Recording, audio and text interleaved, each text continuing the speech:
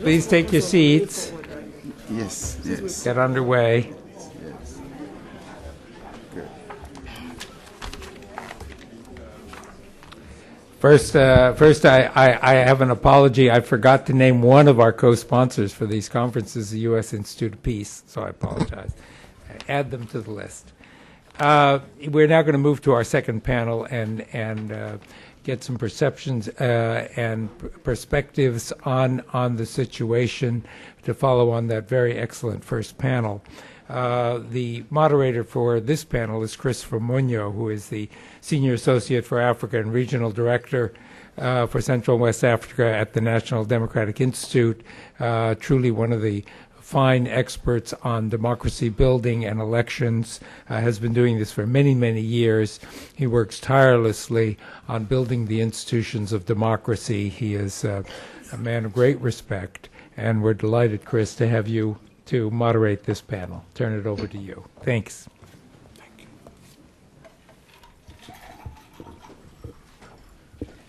Thank you very much, Princeton Lyman, for those very kind words. It's a real pleasure to be here and to participate in the fourth of a series of conferences that have been organized on Nigeria by the 5 sponsoring organizations.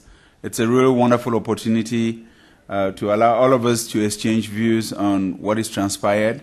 The 3 previous conferences focused very much on the pre-election environment, and this conference, coming right after the elections, allows us to take stock of what transpired and maybe figure out what to do with this person that is landing from the very tall building, borrowing from the metaphor of my colleague, Mr.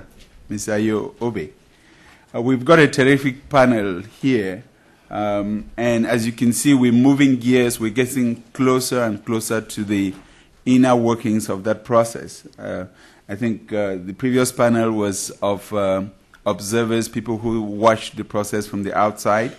Now we're getting to the people who participated from the inside, and they probably tell us how much heat there was in the kitchen. We're missing a dear friend, Dr. Kayode, who is coming in. And we'll start by one of the few ladies who didn't make it through the electoral process in Nigeria, Honorable Abike Dabiri is a member of parliament from Lagos State, from one of the constituencies in Lagos State. She's a journalist by training, but also a political leader by her own right. She served in parliament already in the 80s, and she served in parliament in the 1980s, and this time around was able to get re-elected in what was a very competitive and tough process. And we're delighted to have you here, and we'll be very appreciative of you sharing your views on how you went through the process and what lessons we can draw from this looking forward. Okay, thank you. Thank you very much. Good morning, and thank you for inviting me here. And like you said, there was a lot of heat in the kitchen. And as a woman, it was particularly very, very hot. Really very, very hot. But we won't go through what we've heard this morning. For me, the April elections in Nigeria were a national embarrassment. I mean, it was pathetic. It was pathetic. And I'm ashamed of how those elections were conducted. And then I'll also talk about what happened before the elections. I mean, the desperation, the level of desperation for political office was a disgrace. And I think, with all due respect, it must have stemmed from a statement made by Mr. President, who declared the elections a do-or-die affair. And that was the attitude. They took it as a do-or-die affair. I would have been kidnapped. I would have been kidnapped, raped, maimed. And I sat back and said, is it worth it because I want to go to parliament? I mean, with all sense of modesty, I come from a constituency where I had done very well. I didn't even need to campaign. When I'm campaigning, they are praying for me and thanking me for a job well done. So I knew I would win my elections. But this desperate attitude led to some people planning to kidnap me. They said, we know we'll lose the elections, but let's destabilize them a bit. And honestly, I had to go off for about a week because I don't think it was worth being kidnapped for anything in the world. And, well, the elections came, you also how it went. And in particular, Lagos, as has been mentioned here, Lagos is a place you just cannot mess about with. We defended our votes. We stood by our votes. And because Lagos we're like the underdog, there was this determination to capture Lagos. And it's a very cosmopolitan city.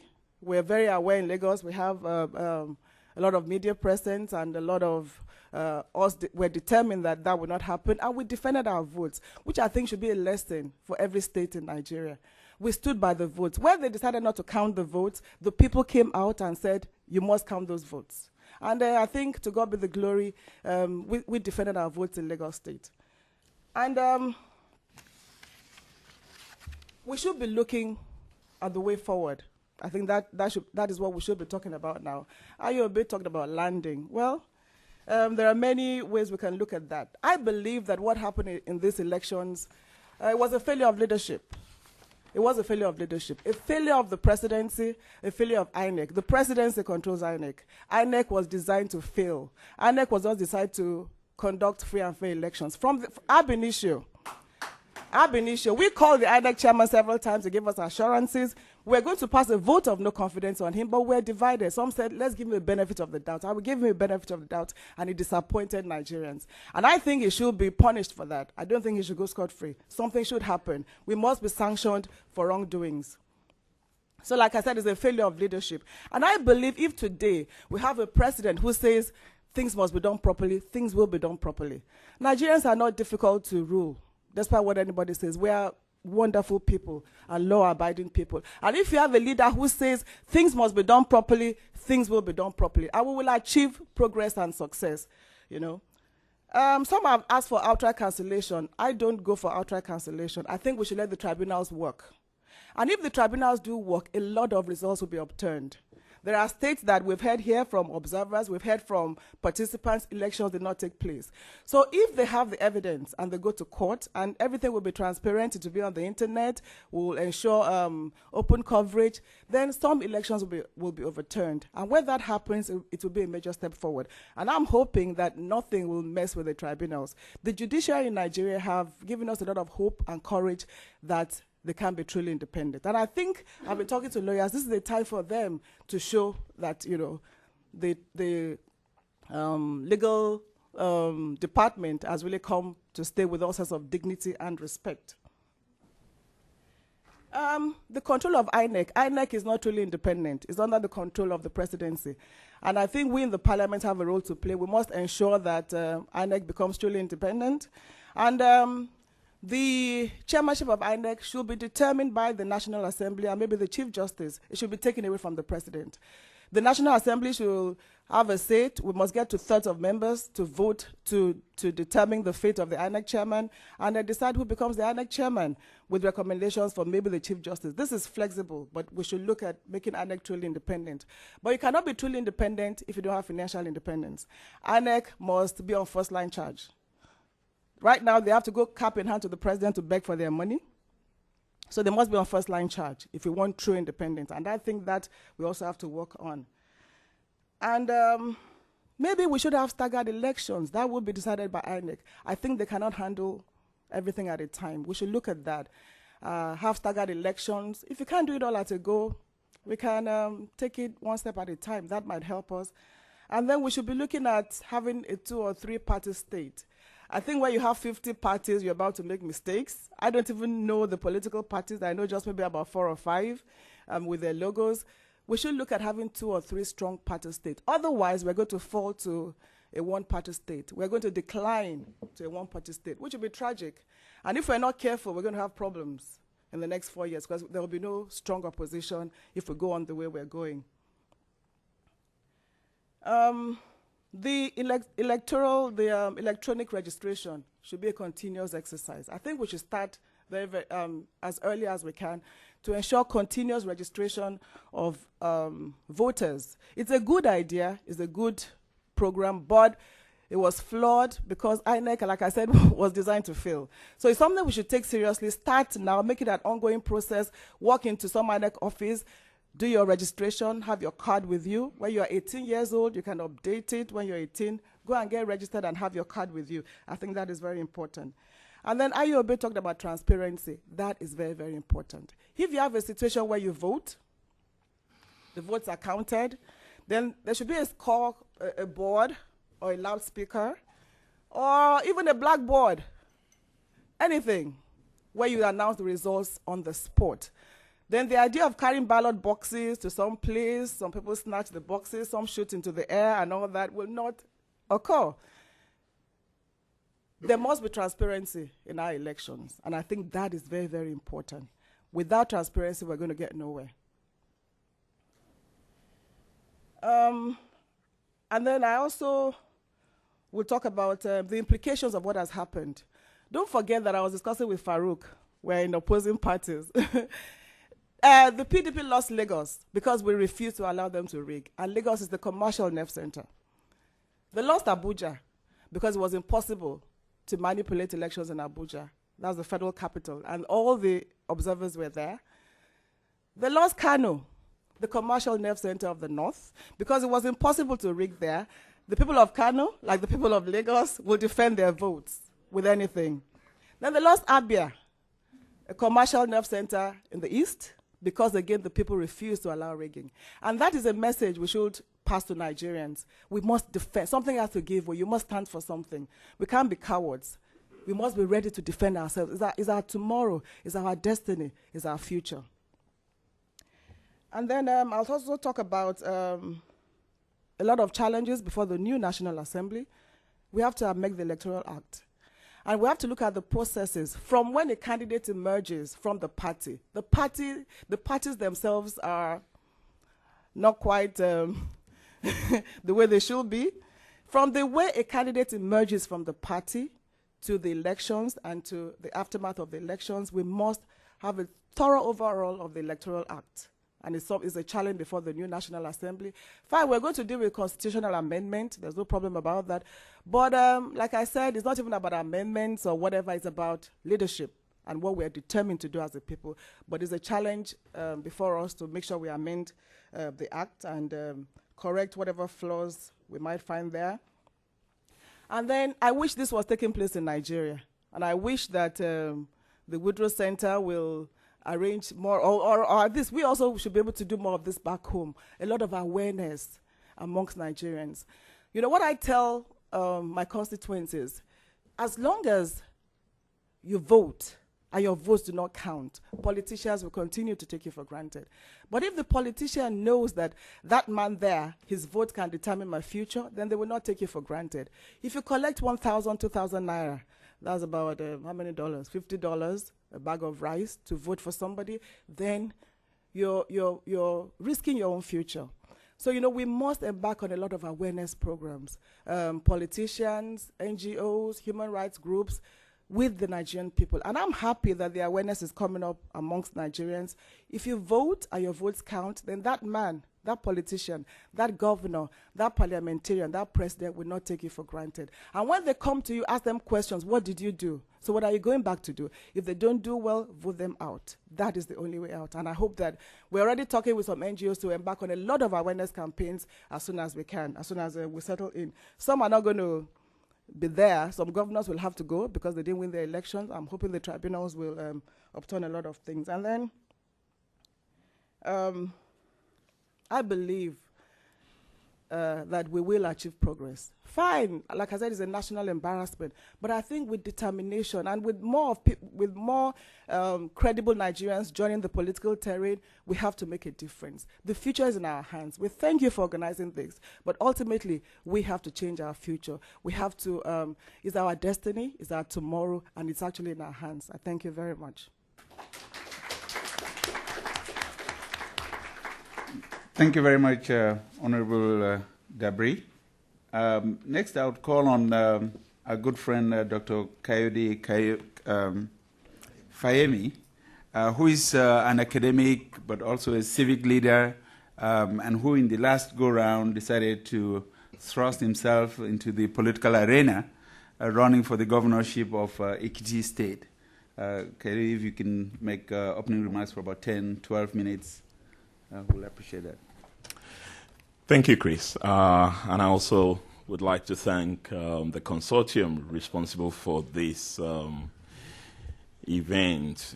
I must say I feel very sad and humiliated having to be at a gathering like this. I spent the better part of the 90s decade, as many of you here would know, hopping from one seminar to the other in this city and in several other cities around Europe, challenging what was wrong with Nigeria then, under military rule.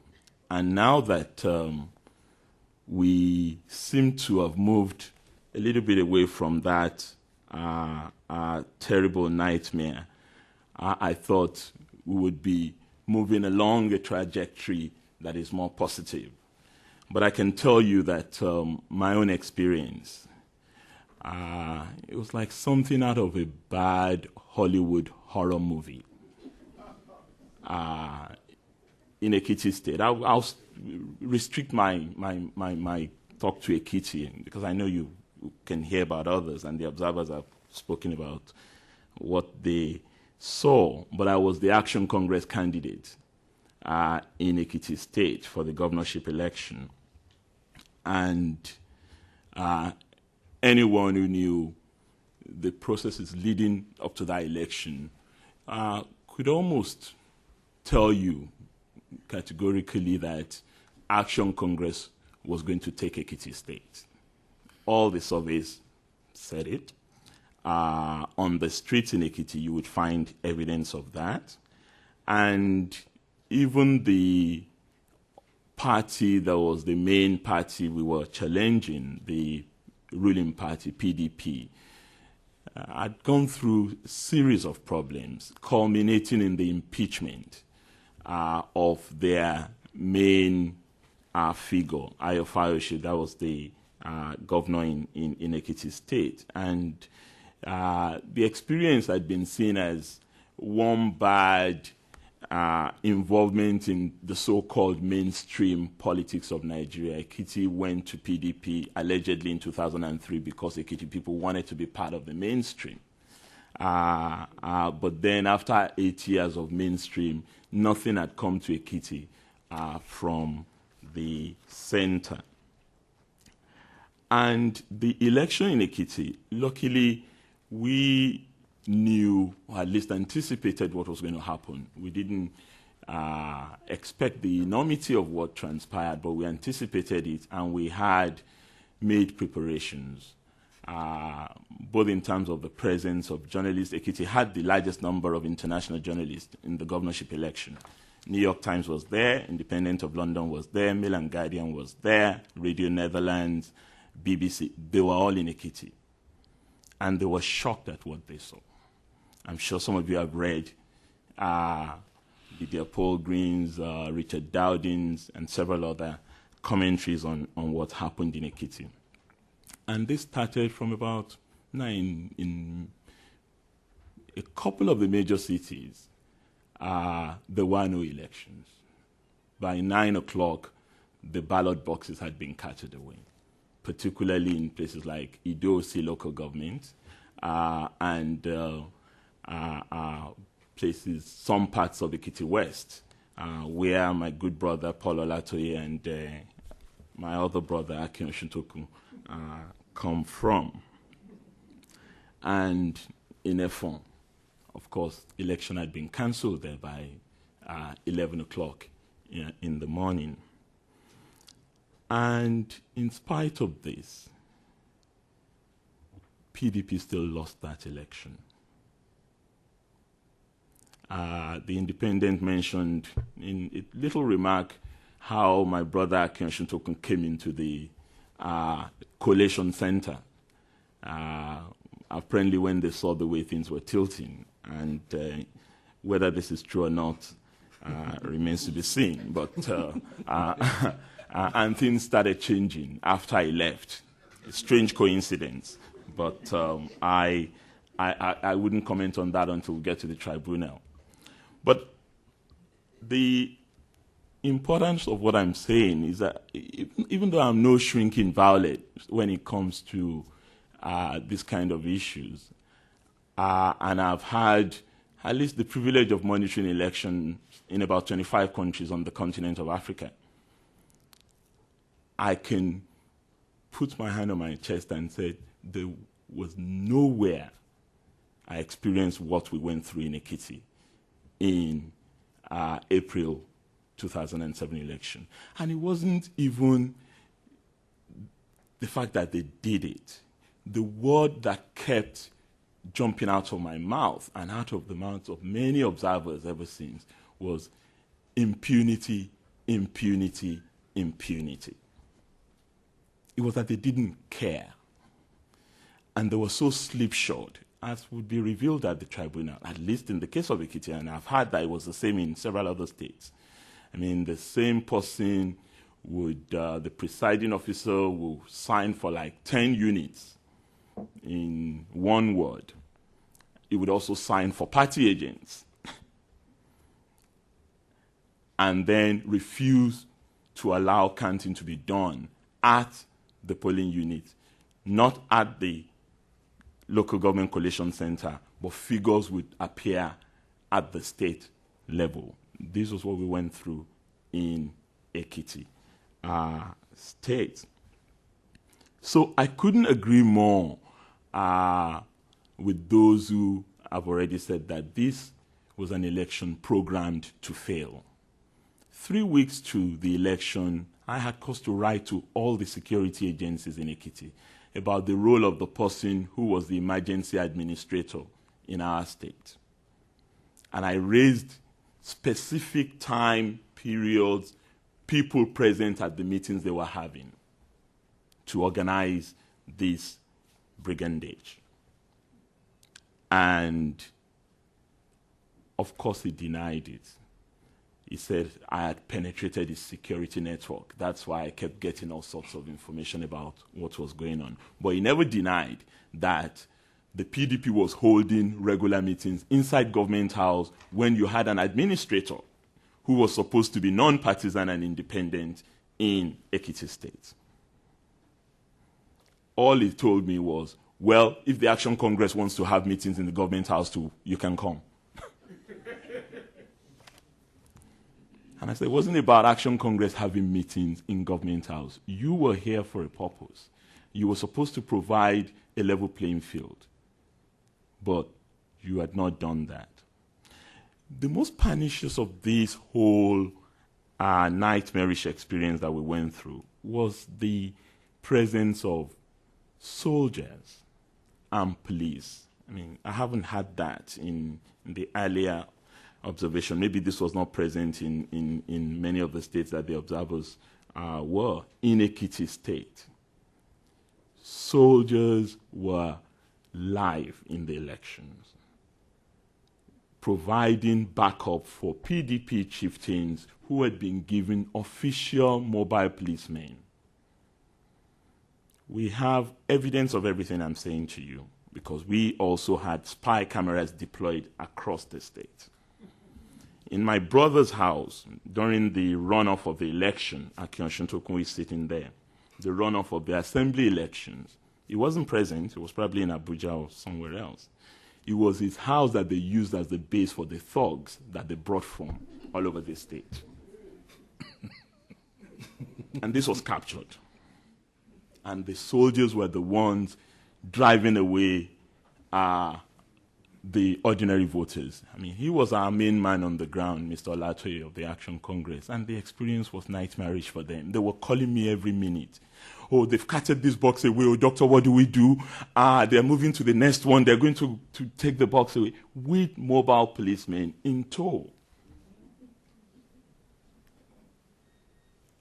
I was in the other town where we had the election, F1 and the police commissioner even had the temerity to deny in front of me. We both saw what was happening, where the were taking away ballot boxes. And I said, Mr. Commissioner of Police, you've just witnessed that. Oh, he said I didn't see it.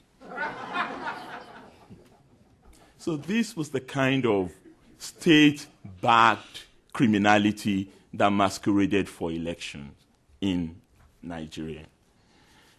We're, of course, all interested in what to do, and a lot of hope is placed on the election tribunals. I would also like to agree with Honorable Dabiri that the judiciary has performed well in recent times, but I don't also want us to exaggerate that. We must not exaggerate that. We must not put all the burden on this judiciary that is already overburdened by ordinary cases that they've not been able to deal with over the last several years. And I can tell you, as somebody who had just gone through the experience of using 3 weeks sleeping in my lawyer's office to prepare the petition, it wasn't the lack of evidence.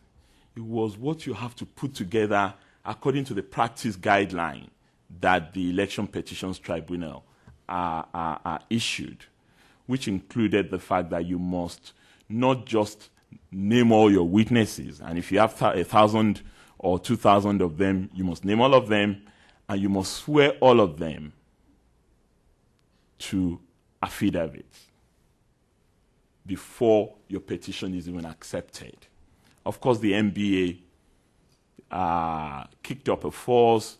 Several other organizations did the same thing, but we still had to comply with that. So if you have a 30,000-page petition, you know what that runs into in terms of even preparing photocopies of that.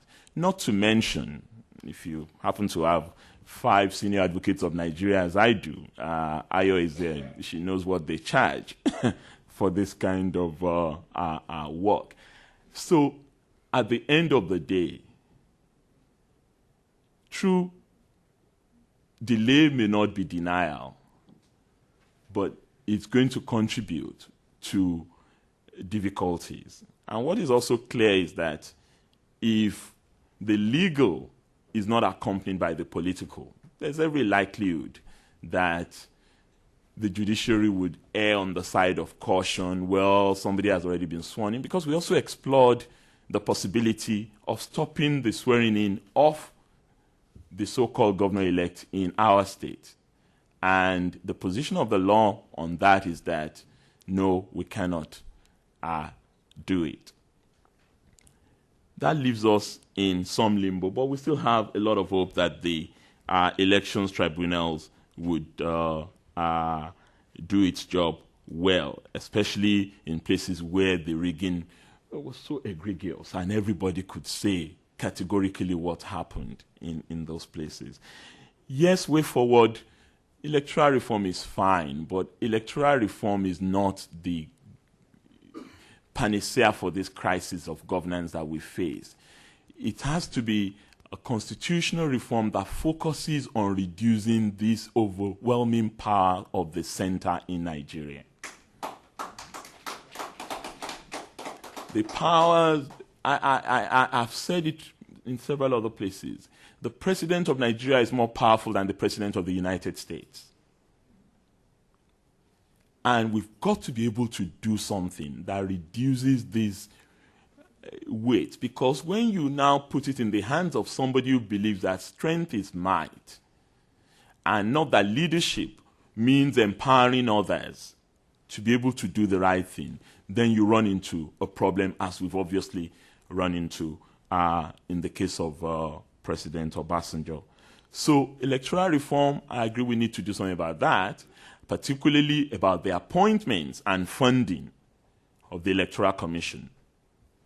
The idea that the president is the one who must appoint the chairman of INEC and the commissioners of INEC it's something that we need to review seriously. Either it's done publicly through nominations by a variety of organizations, MBA, NMA, what have you, or we ensure that all the parties that are running in the election have a representative on the Electoral Commission. That clearly is something that we need to reflect on. Second is that the administration of the Electoral Commission should be taken out of the hands of the civil service in Nigeria. It should be an independent administration that is also not beholden to the executive branch of government. Of course, Honorable Dabiri has talked about the first-line charge funding for INEC, which would enable it to do its work without having to worry about going cap in hand to the president. But I think there's a silver lining in all of this. In spite of all of our complaints, the fact that President Obasanjo did not succeed in getting a third term is something Nigerians should celebrate, because that was the original agenda. Bringing in Umar Yar'Adua was an afterthought. And the minute that original agenda crumbled, then something had to be quickly done. And this credit, quite frankly, goes to the presidential candidate of my party, because he was the one who stuck his neck out more than any other. He may not become president as they're claiming that he lost an election, but he was a major frontliner with General Buhari. Of course, our assembly people, our National Assembly people, did a marvelous job in not letting it through, and the greater generality of the Nigerian people. The fact that we didn't get that perhaps gives some silver lining that we would get out of this culture of impunity that is beginning to take root. But you can help us in doing that too. You can appeal to your own governments in ensuring that, even if it is symbolic, on that 29th of May, if you must do something because you have some engagement, some oil relationship, what have you with Nigeria, send your third secretary in the embassy in Nigeria to Abuja. And I mean this. Not even your ambassador. Your third secretary should be sent to represent your president. I would rather you didn't even turn up at all. If you wanted to know my honest opinion, you should not show up in Abuja for any inauguration. But if you must, for whatever engagements that you don't want to jettison, please, please send the most remote person in your embassy to that inauguration. And it's a serious point, because it's one of the ways you can begin to help us check this culture of impunity that is taking root. Because they feel, well, the international community, you shout for a few days and then it's back to business as usual. On our part, we're returning to the barricades, because we believe that is one of the ways to challenge this. And people have said, oh, we're causing chaos. Oh, Kadifemi is causing chaos in Ekiti. Adams Oshiomhole is causing chaos in Edo, because we're mobilizing people. When I went to submit my petition at the tribunal last Friday, about 5,000 people showed up. And they didn't even know I was coming to court. How they knew, I couldn't figure it out. But they were there, and they insisted that I had to go around the city, the capital of Ekiti State, with them. Even the person who claims to be the governor-elect in my state, he has no confidence walking around in Ado Ekiti.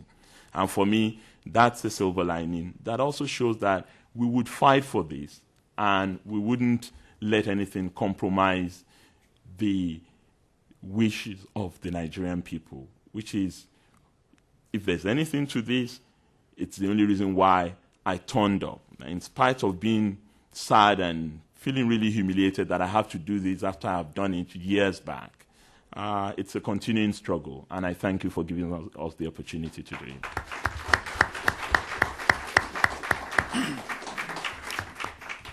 Thank you very much, Dr. Kayode.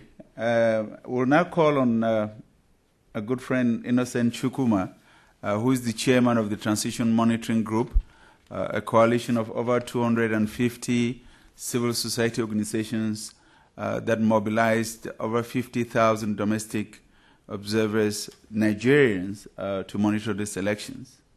Over to you, Innocent. Thank you.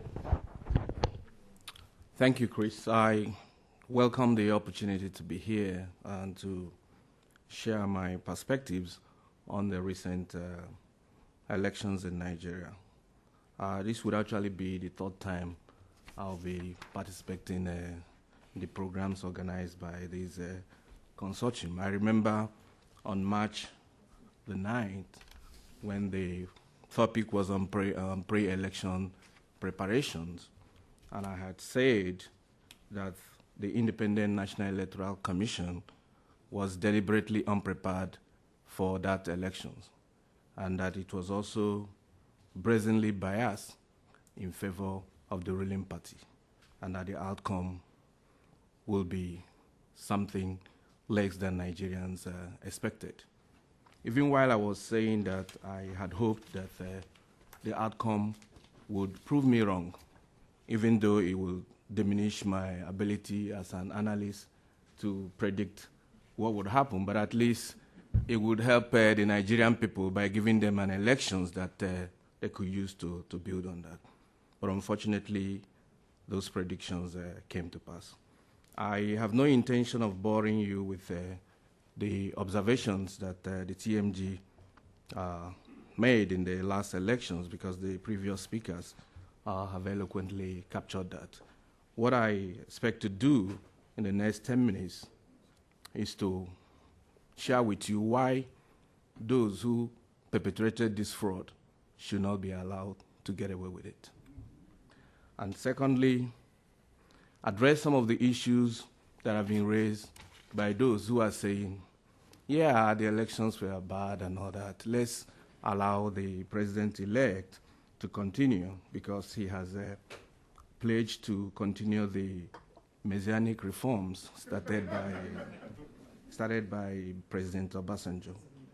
And finally, recommend some minimum measures that could be taken to at least tell the Nigerian people that the effort they made during these elections, standing in a scorching sun for hours on end, will not go in vain. The first issue I want to raise is that the elections have actually compounded a dangerous alienation of the Nigerian people and opposition parties from the electoral process. And what it is indeed saying by implication is that any opposition party that wants to participate in the political governance of Nigeria should explore every other means other than the electoral process. And that is huge. This is a tendency that started in 2003 elections. And as some people said earlier, they said, oh, we are passing through transition elections. These are innocent mistakes associated with societies in transition, that at the next round of election, we'll get it better. Even though some of us in the domestic election group clearly pointed out that that was the beginning, or in fact, that the democratic space in Nigeria has been shot against opposition parties, against civil society groups, against anybody who wants to play a role in the governance of this our dearly beloved country. So if anybody is saying to you, let's overlook this, just think twice and say, if we allow this to go away, what would happen? Nobody is calling for military rule, but I tell you, the objective condition that necessitated the earlier coups that people have studied are already on the ground. It's just the subjective that our people are thinking towards, because Nigerian people have seen the best and the worst of military government and have said that we don't want them. But we should not take it for granted. Now, returning to the issue of those who say the president-elect has pledged he would continue the reform programs, and some of these reform programs are helpful, they have done a lot of things. My own observations suggest that because of the inherent contradiction that is throwing up the government, it will not be possible for them to sustain or continue any reform. And we look at some of these reforms. Take, for instance, the anti-corruption crusade. and you ask yourself, how can a government that is itself the product of the most brazen financial and political corruption we've ever known in Nigeria sustain an anti-corruption crusade? Is that possible? I doubt it. The other one is let them continue addressing, because in the last few months, the president has set up all kinds of commission on dealing with the security issues and crime and all that. And you ask yourself, can he sustain a campaign or carry out a campaign against violent crime when itself is the product of the most brazen robbery, armed robbery of the mandate of the Nigerian people? Then the other issue is, yes, liberalization. The economy has been opened up for all people to participate. But what we know on the ground is that the cartel that put down the money that enabled this brazen robbery are busy now sharing the remaining of what is left of the commanding height of our economy. I was reading the paper yesterday, and I heard that the foremost refinery we have in Nigeria has just been given to three of those: the Dangote Group, the Otedola, and the Transcorp, which the president is alleged to own 200 million shares. And with this cartel in place, do you think that the economy will be open? Do you think we'll continue to experience liberalization when they have put down the money and are only expecting for the government to settle to begin to reap where they sow? Then the other one is transparency and openness. And we have had the argument that the president-elect ran a transparent government in Katsina State, which I agree with, because the gentleman as an individual himself looks acceptable. But if you look at the process that is throwing him up, it's so opaque that he can only continue in that line. So all the arguments that we are hearing that reform will continue, we may want to pause a second and ask, would they really continue? And what should we do to continue the line I talked about landing, to ensure that we have some stability in the place to build upon? People have raised the issue and high hopes about the tribunal process. I agree in recent times that they have done a lot, largely in the cases brought by the vice president, in giving some restitution to those who are aggrieved. But from what we saw in the field during the election, apart from the practice guide problems that Kayode raised, you also have a situation where the evidence base for a successful challenge of the election in the tribunal were deliberately destroyed during the election, because in many states, across the 36 states and in many polling stations, elections simply held without result sheets. And when you don't have a result sheet signed by the presiding officers and the party agents, what are you taking to the tribunal? Perhaps the only room left is what the AC candidate in Rivers State is presently exploring, which is gathering all those who did not vote to bring their voter's card. Because when you vote, they will stamp your voter's card. So but if they could get all those who did not vote to bring their unstamped voter's card, perhaps they could convince the tribunal that the elections did not hold. And I hear they've been able to gather 150,000. But the results that were announced were 1-point-something million.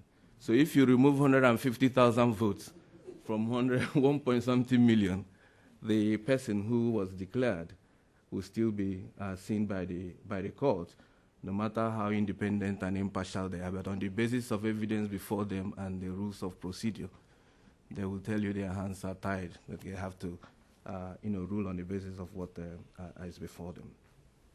Another issue I also want to throw a caution on is because when you see the kind of logistic crisis that we faced during the election, which were in many cases contrived, and the capacity issues in INEC, one suggestion would be, let's provide this assistance to them through multilateral agencies and all that. But what we saw with the way the UNDP joint donor basket was managed in this election, it doesn't give anybody any hope that even such technical assistance will help. Because what we saw was an assemblage of consultants working around the UN who were more interested in sustaining their consultancy than lifting a finger and challenging INEC about what they are doing. And in fact, what they did, which may have contributed to this whole crisis, is that at any point in time, Nigerians challenge INEC. You will see monies that your countries contributed used in placing advert to tell everybody that things were going well. They did that in the voters' registration exercise. They did that at actually every phase of the election. And you ask yourself, these funds, are they being used to aid this election or to sustain and perpetuate fraud? So when next you want to put together funds for assistance, you perhaps ask yourself, in what way would it be used? Because, as they say, consultants are like missionaries. They like prolonging the war. If you can't get people who will stay on the long term and do this job, familiar with the background, it's not even worth sending assistance in the first place. So by way of recommendations, I have basically two, which are in the minimum, because I know this gathering cannot absorb the maximum demand that we are making at home. That is left for our home politics in Nigeria. One is that the leadership of INEC that perpetrated this fraud against the Nigerian people, and even against those who sent them, because in the heart of those who are declared winner, they wish things were done differently, because it doesn't even help their case. The leadership should be sacked, and it will serve two purposes.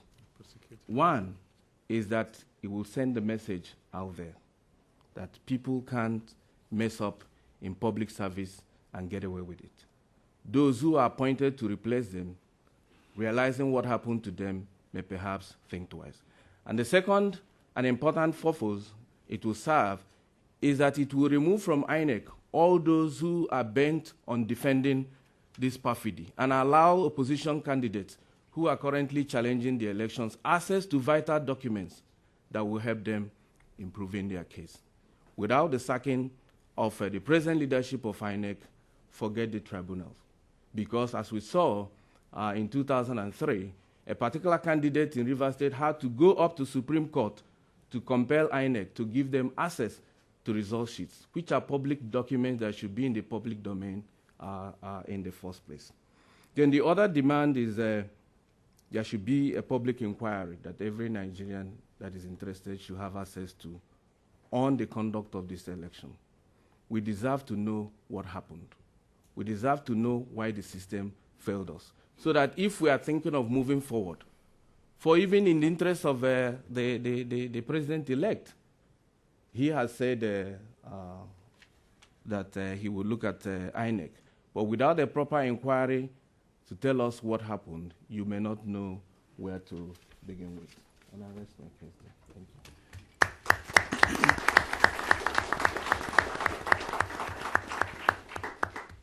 Thank you very much, Innocent. And I know that Nigerian civil society has been highlighted as one of the encouraging trends, one of the institutions that's on an encouraging train in Nigeria, and we appreciate you sharing your thoughts with us. I think another trend that's been identified has to do with the media, and we all know the vibrancy of the Nigerian media. And we have with us this morning Dr. Reuben Abati, who is both a journalist and an academic, and is the chairman of the editorial board and the editorial page editor of the Guardian newspaper, which is one of the most credible independent newspapers in Nigeria. And thank you for coming over, and we'll be delighted to have a 10 minutes opening presentation from you. Thank you. Good morning, or is it afternoon now? Well, when I listen to people discuss what happened in Nigeria in the April election, sometimes I get the impression that certain commentators or certain persons are surprised that what happened.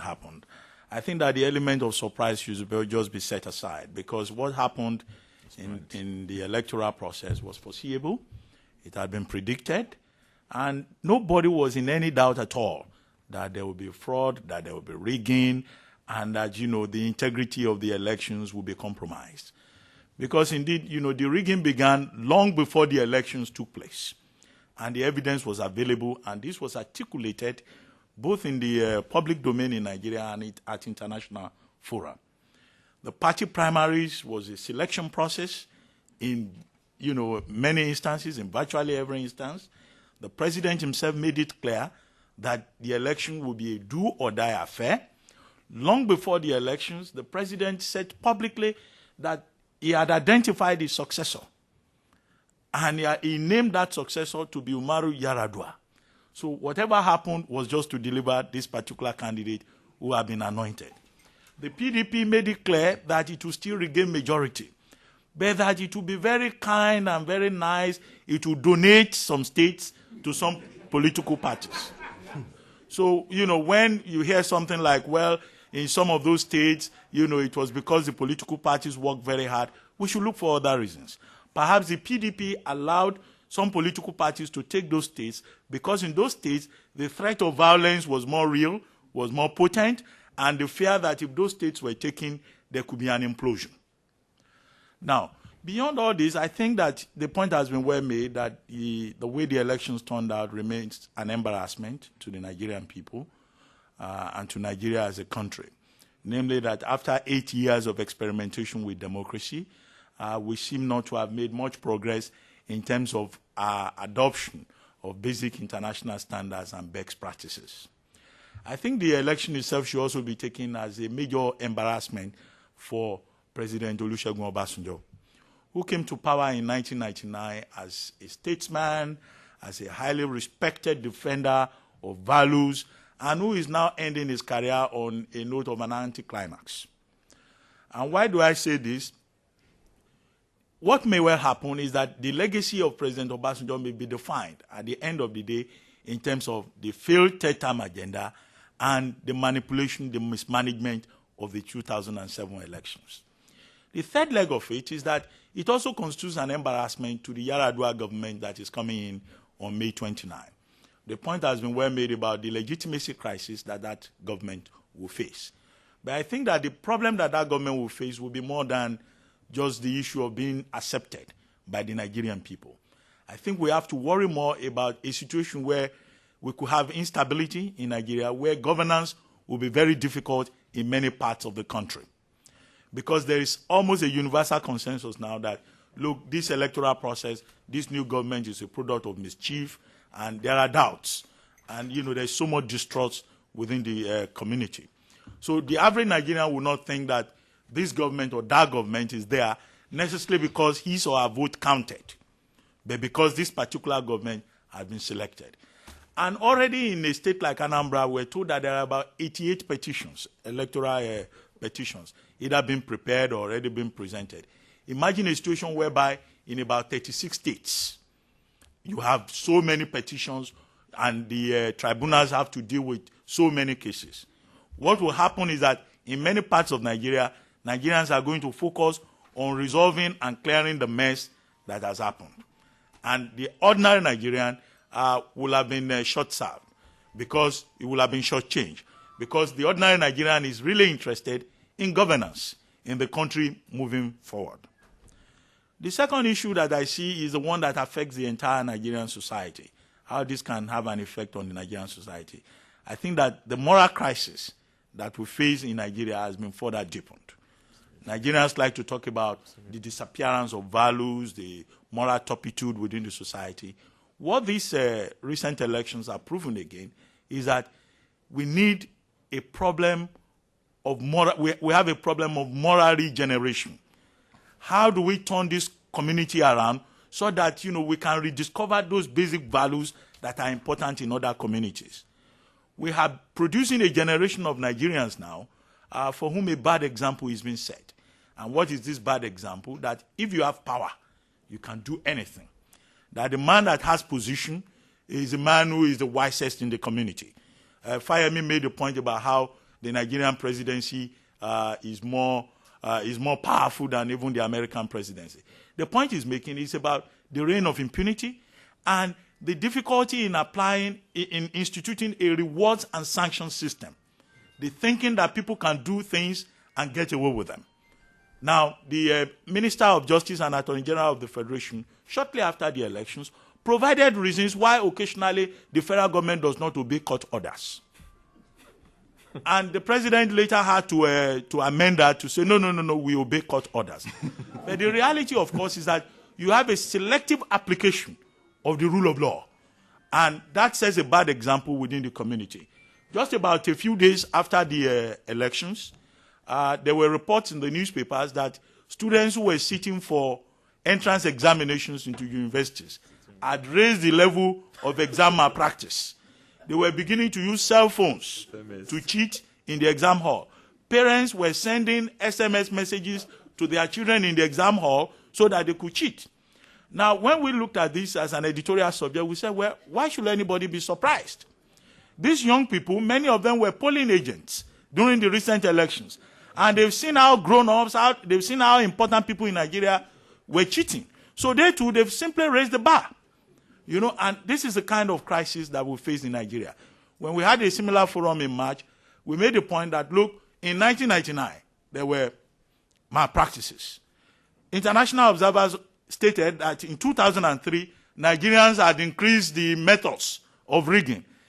When a proper accounting of what has happened in 2007 is done, you will find that the number of rigging methods has further increased.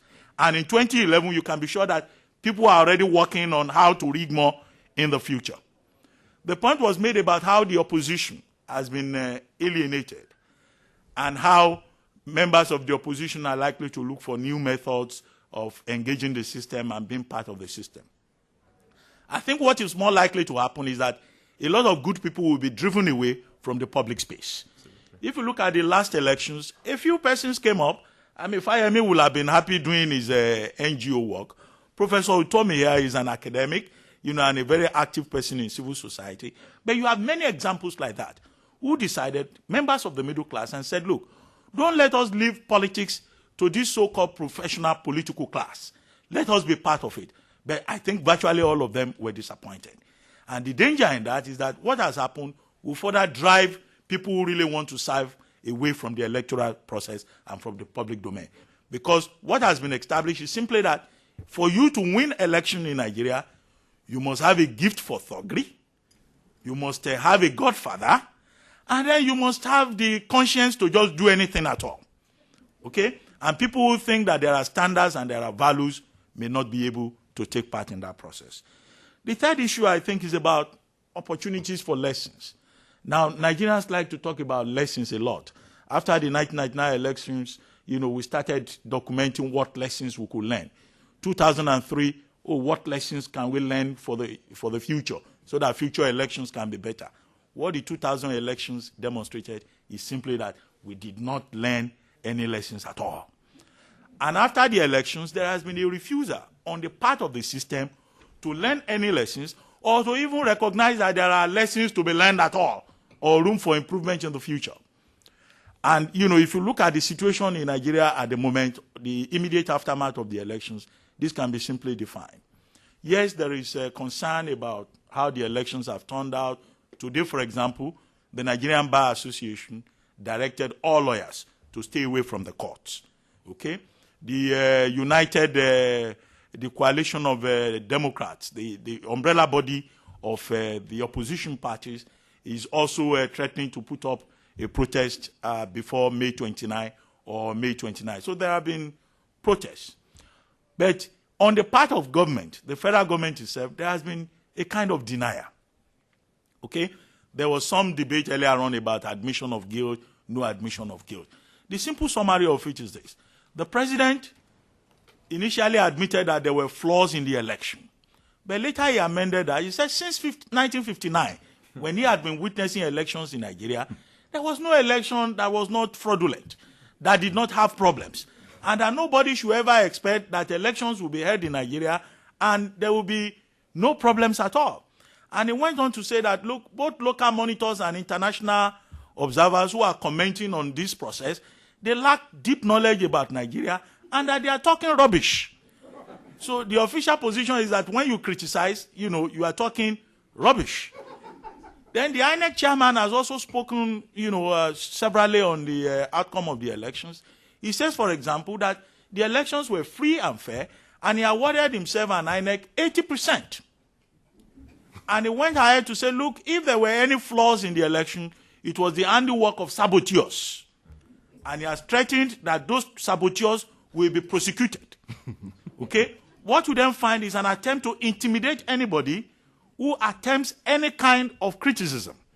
And in fact, the INEC chairman went a step further. He invoked the name of God to say that God will deal with anybody who criticizes the elections.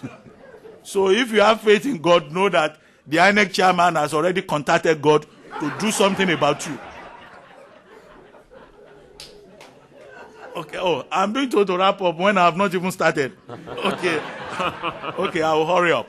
So these are the issues, and I think that it is important for us to insist that the managers of the electoral process must allow other views to be expressed, because this is not really about individual ego. This is about the Nigerian state and the future of that country. Now, you ask the question, where is the outrage? Because if this were to happen, you would think that Nigeria will have imploded by now. Why is it that Nigerians are living with it? I think that the Nigerian people have been so terrorized, so clobbered, that they've been alienated almost completely from the public process. Nigerians will tell you, well, we knew that they will rig it, but let us allow the country to move on. I have made this point again and again, that democracy has become for the Nigerian people a kind of blackmail, and a blackmail that the majority of the people are beginning to accept. Okay? When they don't say, well, this is the way our lives it, they hand it over to God. They say, well, that is the way God wants it. And Nigeria is a very religious and a very superstitious country. The thing to do, the point was made earlier about political education. Yes, the Nigerian people are politically aware, but we must continue to engage them at the level of civic education and political education for people to be able to insist on their rights. Now, where does all this fit into the international framework of democracy? Because you get the impression that when Nigerian leaders tell you, this is Nigeria, this is our own method, this is our own democracy, the rest of the world should just understand it. It's like telling the international community, look, redefine the rules of democracy to suit us. And I think that for us, as public affairs analysts, as persons interested in Nigeria, we have to continue to insist on standards. Some points have been made about constitutional amendment, about electoral reform. Those are not new points. We've been making these points since 1999. And indeed, between 1999 and 2006, there were opportunities to address many of these issues that have been raised about the composition of INEC, about the determination of electoral petitions, about the control of INEC, and even about certain provisions in the Constitution. There was even a political reform conference. But at the end of the day, the Constitution was not amended. That process was aborted. Okay? The question to ask is, if we knew this 7-8 years ago, why did we not do anything about it? So it's not just about the recommendations, it's about ensuring that, governance is structured in such a manner that those who are in charge will focus on issues that will move Nigeria forward. You can make the recommendations, but if the power structure, the power elite in Nigeria is determined not to do anything about it, I can assure you nothing will happen. But there are problems to worry about. And the Niger Delta is a very good illustration of what is happening. One of the arguments pushed by the federal government is that, look, we should celebrate. After all, the third term has been aborted, and now we are having a transition, and now we are having a combination, a Hausa Fulani and somebody from the Ijaw Nation. And the assumption is that the vice president coming from the Ijaw Nation, that may probably help people in the South to think, well, for the first time, we are now number 2 in this arrangement. But I doubt if that is working. Because you recall, a few days to the presidential elections, an attempt was made to kidnap the vice president-elect. There was an attack on the government house, and soldiers guarding the place, they ran away. Now, only 2 days ago, these militants again went to his hometown and bombed his house. They had enough time. When the policemen guarding his house heard that the militants were coming, they took off. They finished with that. They went to the divisional police station, and they also lined it up with explosives and raised the place to the ground. Okay? So those who deny that there are problems are, in fact, making a mistake. I don't know, maybe I should just stop here, but I align myself with the point also about the political party system. The point was made, I think, by Mr. Lawrence earlier on, that democracy is taken as an event in Nigeria, and that's part of the problem. Yeah. The president himself said democracy is a process, not a destination. If it is a process, then the challenges of 2011, we must begin to address them from now.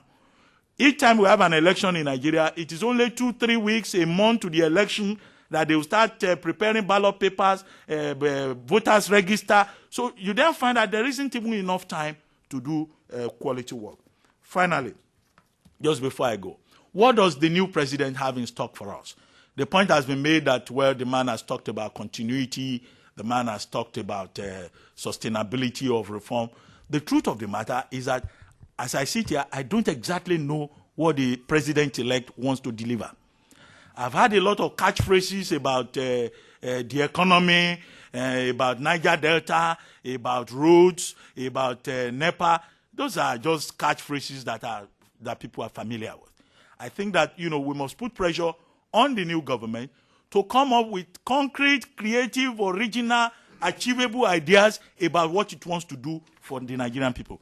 Because at the end of the day, it's about performance. It's about governance.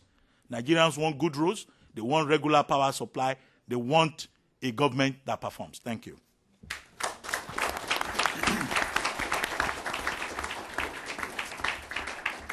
Thank you very much, Dr. Abati, and my colleagues and friends here on the panel. I think you all have made very insightful and very thorough and very thoughtful presentations, and you've broadened the scope of our discussions, not just looking at the elections of April, but at the issues that are coming up since the elections. And we'll now open this up for a question and answer period. We've got just 15 minutes to go, and I'll beg the indulgence of those that have asked questions before, so we try to provide an opportunity for other participants to be part of this discussion. Let's have Greg. Thank you. Gregory Simpkins, the Leon Sullivan Foundation. We've heard a lot about the flaws in the tribunal process, the lack of evidence. If there is to be a redressing of this election, some people here and also some who are going around Washington even today are calling for a nullification of the presidential election. Under the current Constitution, what would happen if, in the unlikely event that that happened, what would occur? Who would be in charge of the government until there are new elections? Is that even possible under the current Constitution? Thank you for a very direct question. Let's take one more from the back. Yeah, right there. My name is Shola Omoli. At the outset, I'd like to offer apologies for being absolutely pessimistic. If elections were held in Nigeria tomorrow, exactly what transpired on April 21st will happen again. So I'd like to address the issue of the outrage that Ruben talked about. In other parts of the world, people are on the streets demonstrating visibly their outrage until a government crumbles. My question is, what do we do to educate Nigerians to understand that government, those in government, are there at the behest of the people, managing the resources on behalf of the people, that they do have rights to be able to challenge those in government? Because people struggle to get into government because they have a sense that there are opportunities for self-aggrandizement in government. So they are going to get into government willy-nilly.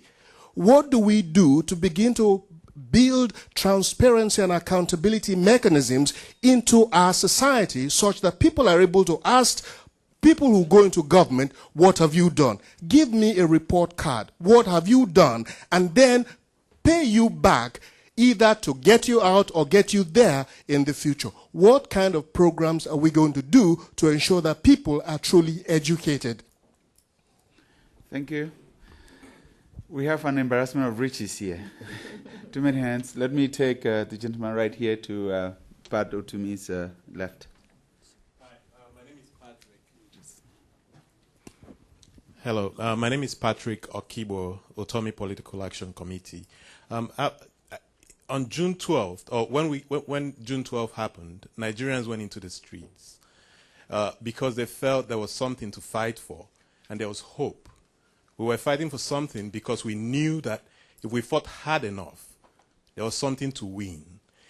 I don't think we're seeing Nigerians in the streets today because Nigerians don't believe that there's anything to win at the end of the day, because they believe that they're completely disenfranchised. Even the people in the opposition do not present a united front for the masses to line up behind. So my question is, we probably have these kinds of conferences for another maybe 4 months, maybe 6, and then we'll move on to other things. What's going to happen to the average Nigerian? Who are they going to rally behind? What is Kayode Fayemi going to do in the next 6 months? Or when he exhausts his resources fighting this in a tribunal that's not going to present anything meaningful if 2003 is anything to is a history to rely on. So what front is the opposition presenting to Nigerians? What is Innocent Chukwuma's group and other civil society organizations presenting to Nigerians to rally behind? Because right now the average man in Nigeria feels, why should I die for these people? The Nigerian in America is looking to raise his kids to become more American so that in 2 generations they forget that they're from a country that presents nothing for its citizens. Thank you, Patrick. Let me have... Excuse me, I'm the only person here who has run election. I was the governor candidate for Delta, and I'm a product of that environment. Here, I belong to the Foreign Press Center. I think I have... Sure, go ahead with your question, now that you have the microphone. The question is directed to the Assemblywoman. At the end of today's seminar, we'd like to redefine democracy. The elections is the front runner for the democratic process. And Dr. Ruben has put it there. There was no government. And the Assemblywoman he has told us that before the elections, there was every evidence that the election was not going to hold. Even my friend Pat Otumi, he gave up because he said that the professionals were his base. It's an amorphous group. So my question is that you Assembly people, can you now go back to your constituency that had great minds like Adeneri Ogunsoya? Did you, in the Assembly, how many bills you and your counterparts wrote to protect government? Roads, water, hospitals. That is why at the election, it's a little program. Election, census, all of them. You follow it. But there was no government because election is a forerunner of democratic process. In America, the president or the Congress, they spend their time. Today, you see, even cigarettes.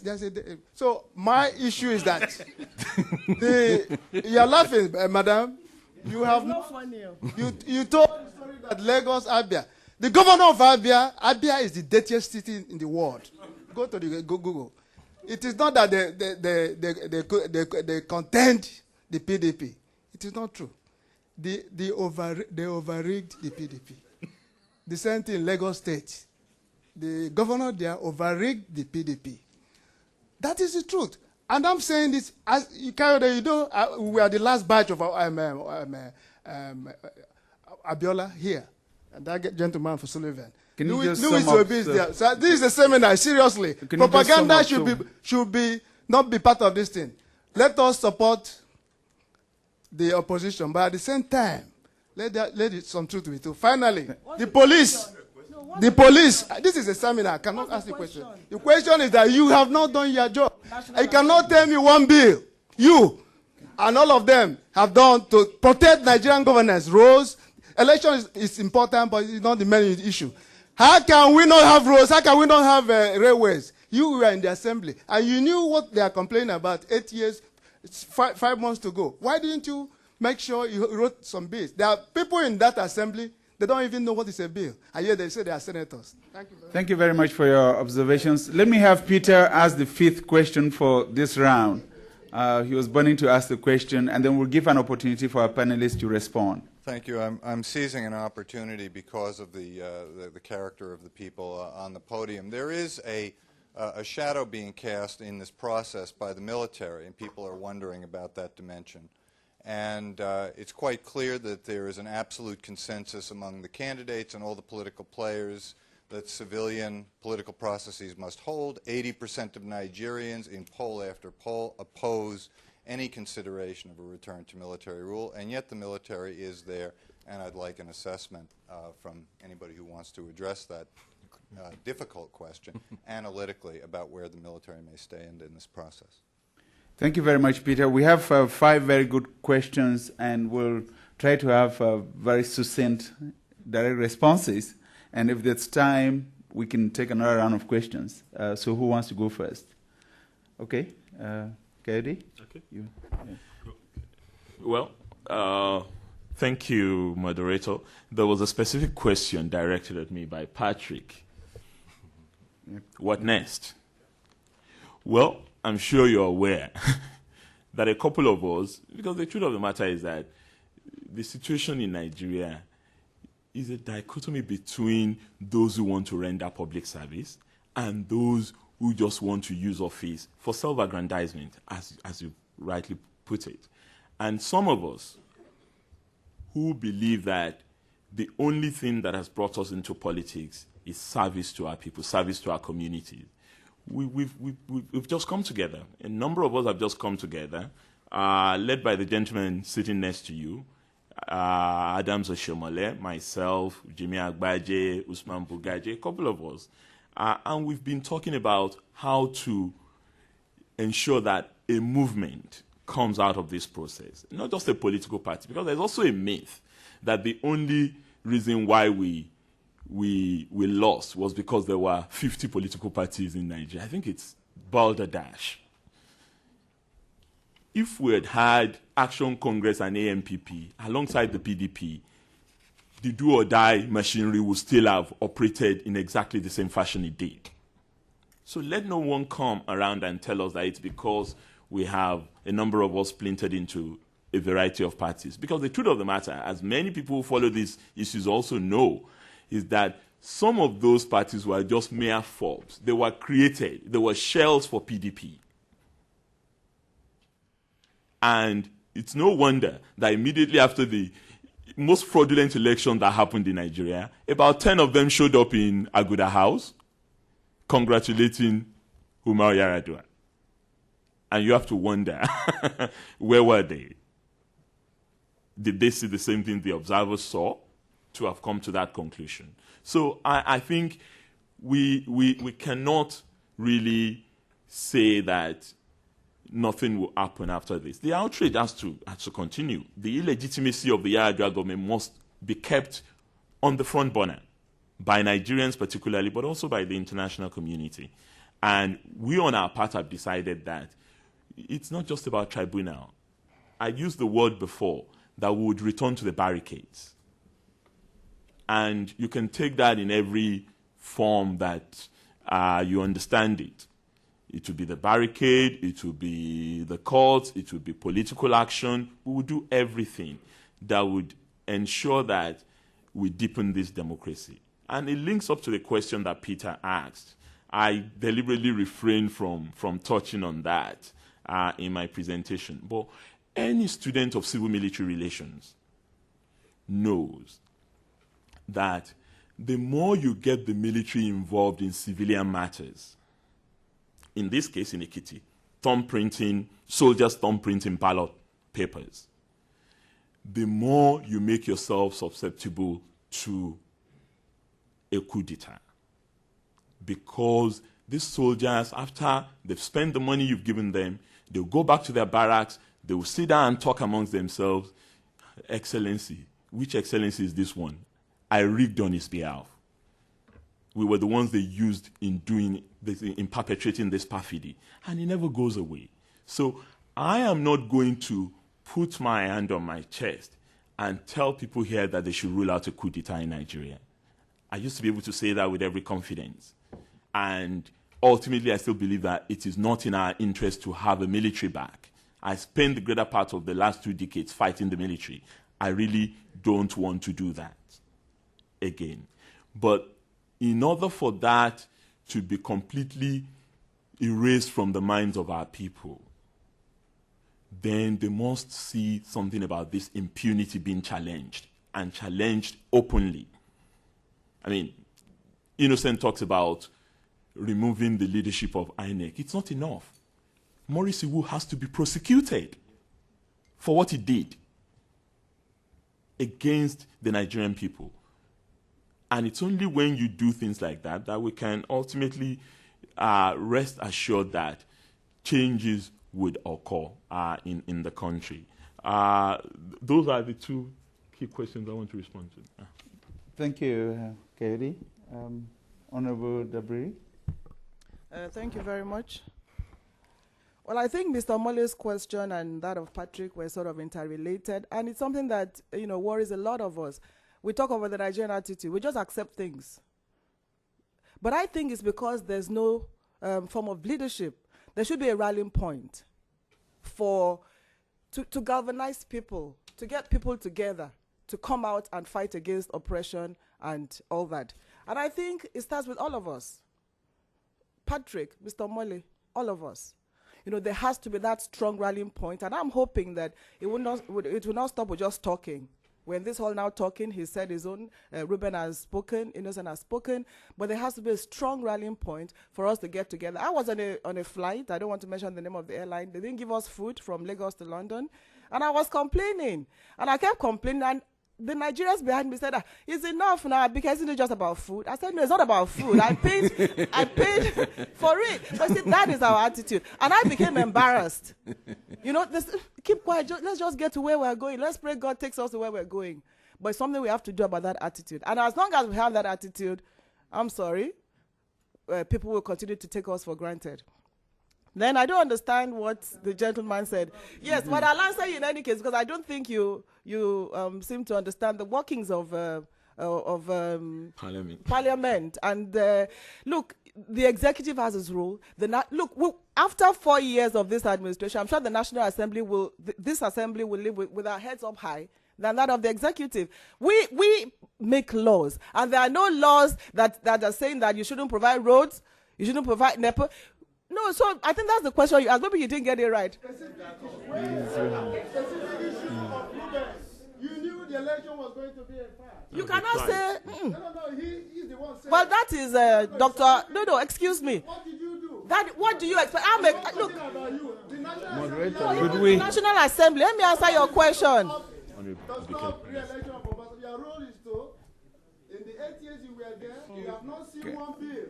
Can we have a point of order? Let me answer you. If you have not seen, I can list 90 bills for you. So if you want a list, I'll give you the list of the bills. Sure. And this is one for the National Assembly. Is it for me as a president of the National Assembly? No. Listen, let me answer. Let me take the. Yes. Okay.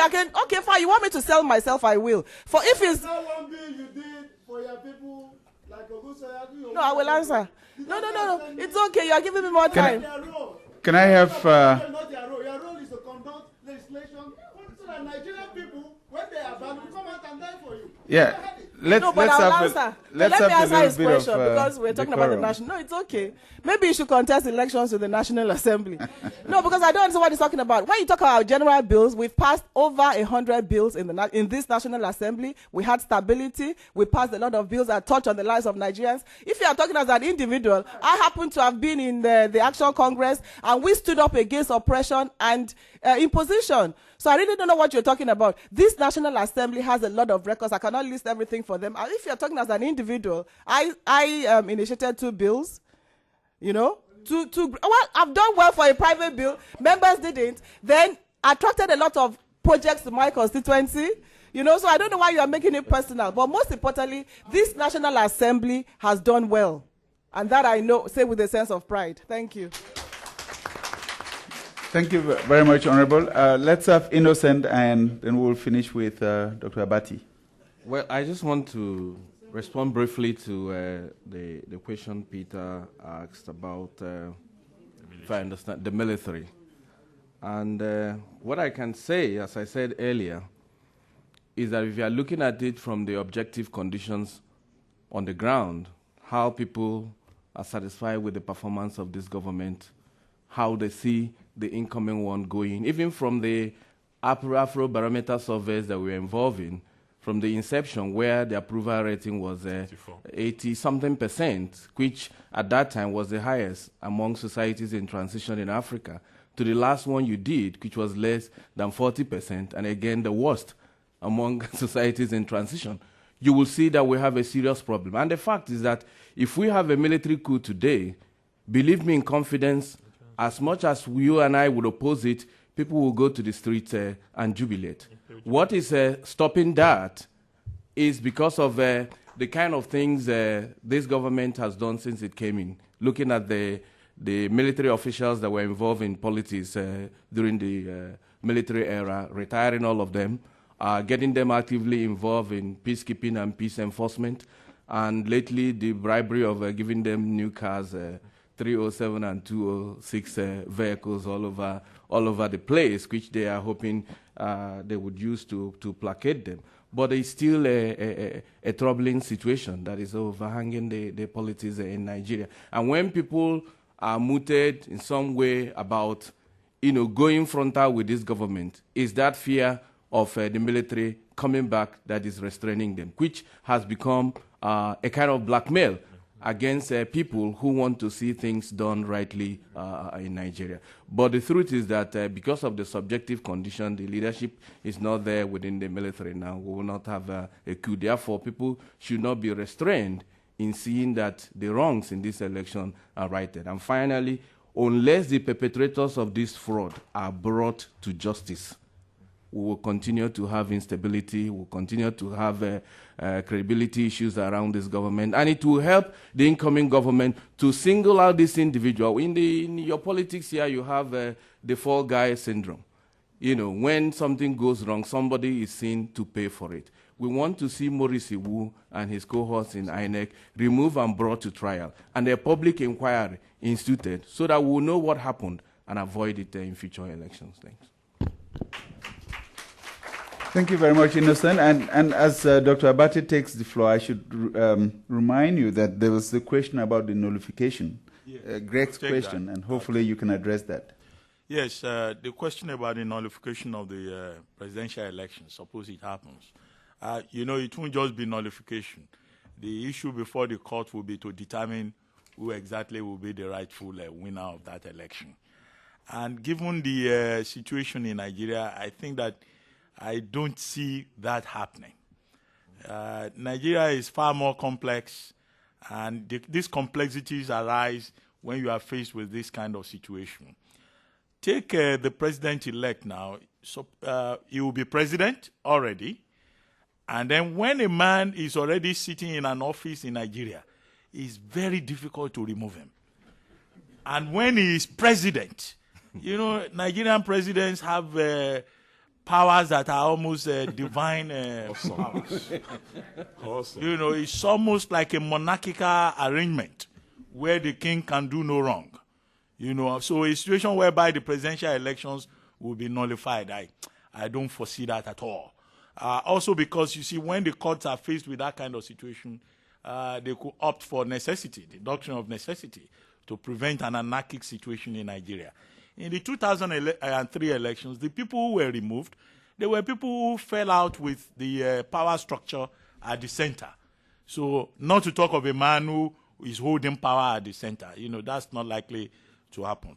And then should you even attempt to nullify the election, so many issues will come up. Ethnicity, religion, which are issues that we're all afraid of. There has been talk about Iwu being prosecuted, Iwu being charged. At the moment, the Senate has in fact set up a committee to probe the 2007 elections. The Senate is already asking for documents, for evidence, and, INEC is resisting this. The INEC chairman has said that he's being blackmailed, and these are saboteurs at work again. The people who didn't allow the elections to go smoothly, they've infiltrated the National Assembly. Now, the point has also been made that, in fact, the chairman of the Senate president also collected, his company got a contract of 50 million. Okay, so the blackmail is further being expanded. And you note this, there's an ethnic dimension already being introduced into the Iwu matter. 2 days ago, a group of youths called Ohaneze Ndigbo Youths, they went to visit Maurice Iwu to express their solidarity and to say that this is a victimization of an important Igbo man. And they've added the ethnic dimension. And that's how it will be stretched from religion to ethnicity. And then you are faced with a situation whereby the right of the Nigerian people to know will be further compromised. And what is the Senate asking for? The Senate is saying, we want to know how money was spent. And the Senate is insisting it's part of our functions to inquire into public funds. What is Iwu's response? Iwu says, yes, it's part of your powers, but you cannot inquire into money that is still being spent. Iwu says contractors have only been given 50% of the money that is due to them. Wait till we give them the remaining 50%. What better time to probe than when you have not finished spending, so that if there is any irregularity, it can be stopped. So that's the kind of strange logic you keep finding, as we deal with these issues. And that's why I say, it's a very complex situation. The Rose Revolution that people are calling for in Nigeria, well, you see, I think the Nigerian people are tired. Somebody asked the question, another person answered it. If you ask a Nigerian to go to the streets and fight, he's going to tell you to go and die for who or for what. Okay? Because people died between 1993 and 1999. They are not too sure that the sacrifice was worth it. And now they look at it, a few days to election, many of the big men, being a big man is very important in Nigeria, they will travel abroad, monitor the elections from a distance. After the thing has been done, then they return. Then you want the people who don't have money to buy tickets to go and kill themselves. So people say, I don't want to die. And that's why I keep making the point that democracy has become a kind of blackmail. But it doesn't mean that they are not aggrieved. They are, but they want the country to move on. And that's why I've argued many times that the Nigerian people appear to be ahead of their leaders in terms of the destiny of the nation. Now, this point about the military, I will not align myself with people who are saying, there is a possibility of the military or the military should come back. Whatever may have been the problems that we have had in the last 7 years, Nigerians have voted, or they vote for democracy. Because we have seen the difference. The Obasanjo government, governance at other levels, there may have been imperfections, but the space is different. If you want to give any credit for democracy that we have had in the last 7 years, it is simply that we've had the opportunity to express ourselves. Okay? If it had been under Abacha, I would have been stopped at the airport. Or on my way back, there will be security people waiting for me. They will say, you said this, you said that. At least in 7 years, in 8 years, we've been able to at least gain a voice. The space for civil society expression has been expanded a little. Okay? And those are things, positive things you can say for the Obasanjo government. And then there may have been problems, but there has been some kind of stability in terms of holding the country together. Under the military, when we had military rule, the people were planning how to succeed from the country. There is still problem in the Niger Delta, yes, but it's not as bad as it was under the military. So there is still an argument to be made for democracy. Whatever may have happened, It's not a comment on the usefulness of democracy. It's a comment on how certain people, manipulated the process. And then let me warn the people who are calling for the military. In 1993, when we had the interim national government, and the country was drifting, and people were talking about secession, there was a lobby, even among civil society. I think you were one of the people who pushed the argument there. Newspapers and magazines were doing editorials, and they were saying, the time is ripe now for a strong man to come and save Nigeria, because the country is drifting, democracy has been aborted, and then Abacha came. Either out of wishful thinking or out of... And when Abacha came, you recall that Abacha was promising democracy. He said he will hand over to Abiola, and for about 5-6 years, we were in serious trouble. So let nobody talk about the military. The Nigerian people, they want democracy. There may be problems, but in our criticism, we're not going as far as asking for the military. Thank you.